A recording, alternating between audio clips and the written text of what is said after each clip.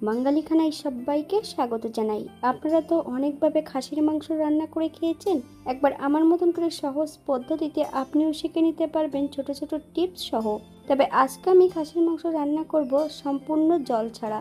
এতটাই সুস্বাদু হয়েছিল খেতে, আপনি একবার রান্না করলে বারবার রান্না করবেন। তবে কিন্তু সেদ্ধ করে কিন্তু খাসির মাংস আমি রান্না করব না।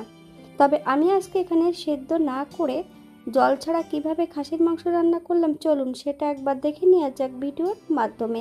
আশা করছি আজকের ভিডিওটি ভালো লাগবে। সকল বন্ধুদের কাছে অনুরোধ করছি সম্পূর্ণ ভিডিওটি দেখার।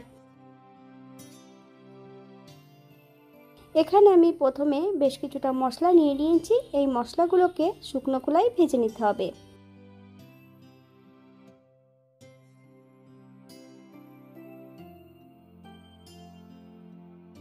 শাহজিরে, শাহমরিচ, দারচিনি, এলাচ, লং, হাফ চামচ ধনে, জায়ফল, জয়িত্রী পরিমাণ মতো নিয়ে আমি শুকনো খোলায় 1 থেকে 2 মিনিটের মতন একদম লো ফ্লেমে ভেজে নিতে হবে। ঠান্ডা করে 90% মতন গুঁড়ো করে নিতে হবে।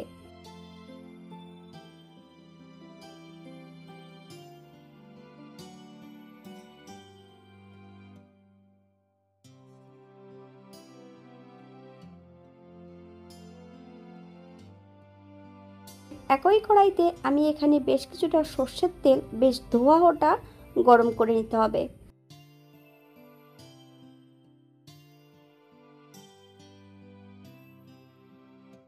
এখানে আমি আগের থেকে 500 গ্রাম মাংস বেশ ছোট ছোট টুকরো করে কেটে ধুয়ে পরিষ্কার করে রেখেছি।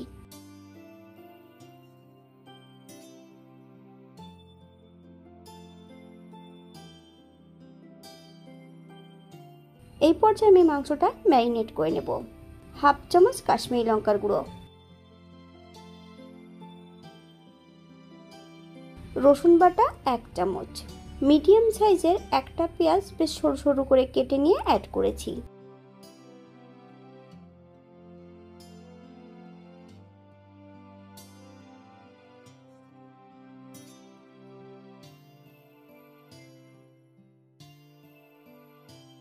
আর এই পর্যায়ে অ্যাড করব টক দই।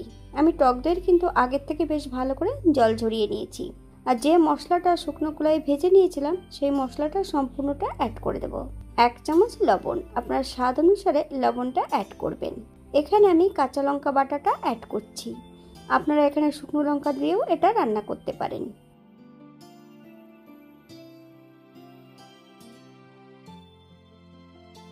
সর্ষের তেল যেটা আমি গরম করেছি সেই তেলটাকে আমি 80% ঠান্ডা করে নিয়েছি। সম্পূর্ণ তেলটা অ্যাড করব। হাফ চামচ হলুদ গুঁড়ো,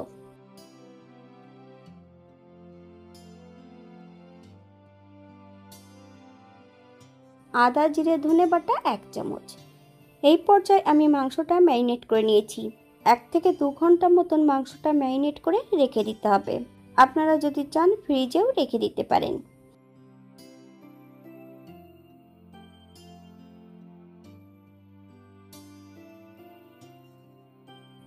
2 ঘন্টা পর এই পর্যায়ে আমি একটা কড়াইতে বেশ কিছুটা সর্ষের তেল অ্যাড করেছি।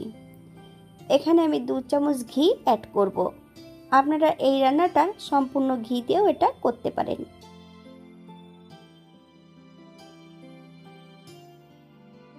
এই পর্যায়ে অ্যাড করব সামান্য একটু জিরে।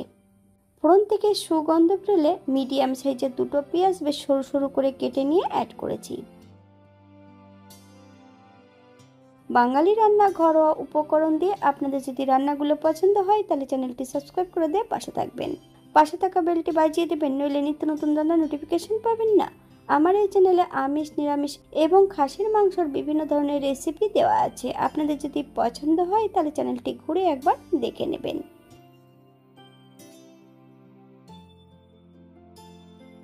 এই পর্যায়ে সম্পূর্ণ মাংসটা অ্যাড করে দেব। তবে মাংস অ্যাড করতে হবে কিন্তু একদম লো ফ্লেমে। 7 থেকে 8 মিনিটের মতন একদম লো ফ্লেমে রান্না করে নিতে হবে।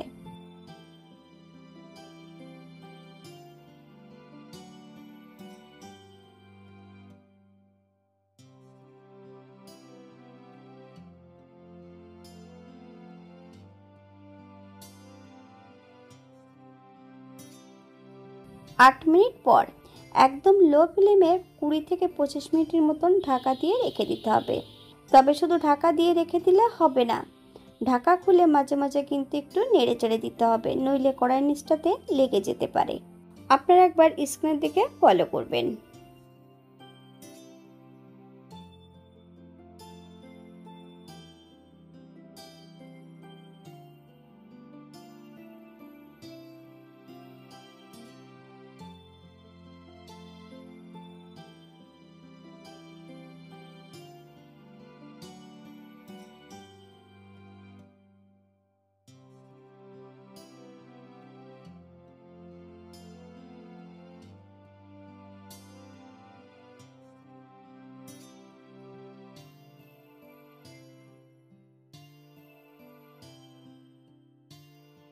এখানে আমি বেশ কিছুটা কাঠবাদাম নিয়ে নিয়েছি।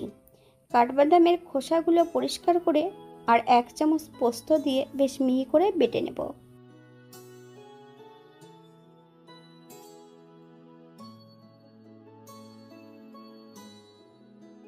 আপনারা এখানে কাঠবাদামের পরিবর্তে চালমগজ অথবা কাজু বাদাম অ্যাড করতে পারেন, তবে চালমগজ অ্যাড করলে কিন্তু স্বাদে কিন্তু সম্পূর্ণ আলাদা হবে।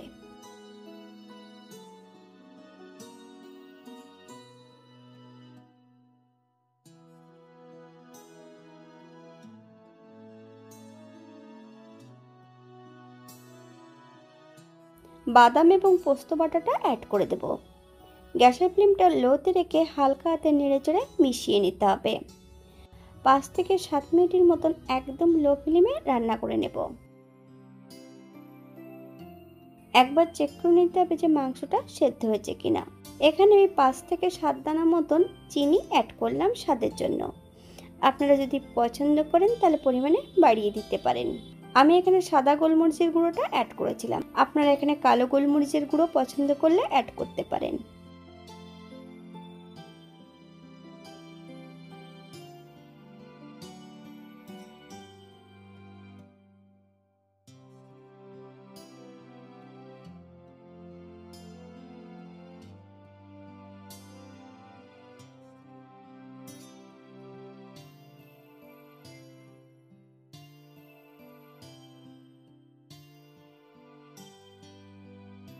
আমার মাংসটা রান্না করতে 1 ঘন্টা 40 মিনিট সময় লেগেছিল।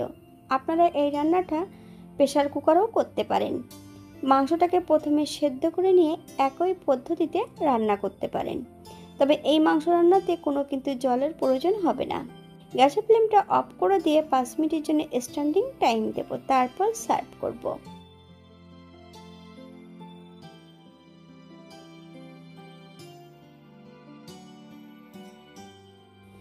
এটা দেখতে যেমন ভারী সুন্দর হয়েছে, এটা রুটি, পরোটা, লুচি সব কিছুর সঙ্গে অসম্ভব ভালো লাগবে। তবে এটা কিন্তু লাচ্ছা পরোটার সঙ্গে সব থেকে বেশি ভালো লাগবে। আপনারা বাড়িতে একবার একই পদ্ধতিতে বানিয়ে নেবেন। আমি এখানে যে উপকরণগুলো অ্যাড করেছি আপনারা এর থেকে কম বেশি করে নিতে পারেন। মাংসের সাইজগুলো কিন্তু ছোট ছোট করতে হবে, খুব বেশি বড় করলে কিন্তু সেদ্ধ হতে সময় লাগবে।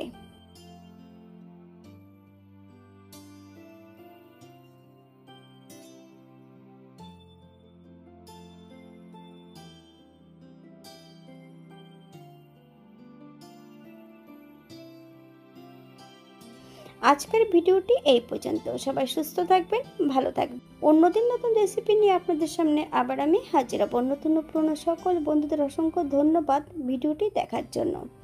হাতে যদি সময় থাকে তাহলে একটা লাইক, কমেন্ট, শেয়ার করবেন।